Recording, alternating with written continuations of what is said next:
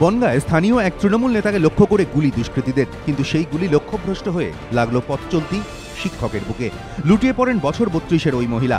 আশঙ্কাজনক অবস্থায় তাকে নিয়ে আসা হয় কলকাতায়। ভর্তি করা হয় পার্ক সার্কাসের একটি বেসরকারি হাসপাতালে। ঘটনার প্রতিবাদে যশোর রোড অবরোধ করলে জনতা পুলিশ খণ্ডযুদ্ধ বাঁধে। জখম হন 2 পুলিশকর্মী। ঠিক কি ঘটেছিল? স্থানীয় এবং পুলিশ সূত্রে খবর, সোমবার সকালে স্থানীয় ছয়ঘরিয়া গ্রাম পঞ্চায়েতের প্রাক্তন তৃণমূল সদস্য হুজুর আলী মণ্ডল মোটরবাইকে করে বাড়ি ফিরছিলেন। তখন তাকে 3 জন দুষ্কৃতী বাইকে চেপে ধাওয়া করে। তারপরই পর গুলি। কিন্তু গুলি তৃণমূল নেতার গায়ে না লেগে গিয়ে লাগে পথ চলতি শিক্ষক অদিতি অধিকারীর বুকে। তিনি স্থানীয় আনন্দমার্গ হরিদাসপুর বিদ্যালয়ের শিক্ষক। ভ্যানে করে স্কুলে যাচ্ছিলেন। আচমকা গুলিবিদ্ধ হয়ে লুটিয়ে পড়েন। আশঙ্কাজনক অবস্থায় প্রথমে তাকে নিয়ে যাওয়া হয় বনগাঁ মহকুমা হাসপাতালে। সেখান থেকে নিয়ে আসা হয় কলকাতায়। চিকিৎসকেরা জানিয়েছেন তাঁর অবস্থা সংকটজনক। ডান দিকে গুলিটা লেগেছে, বা দিকে এখানে আটকে আছে। ওকে, উনি কথা বলতে পারছিলেন না?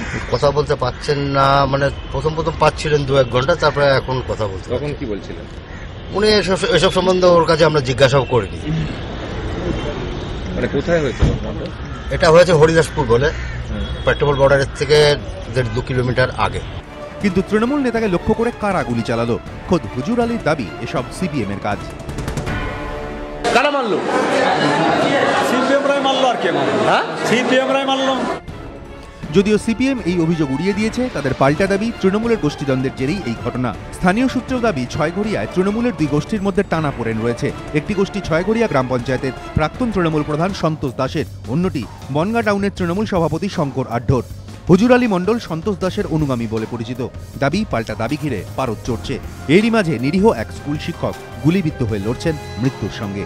সমীরণ পাল ও কৃষ্ণেন্দু অধিকারী, এবিপি আনন্দ।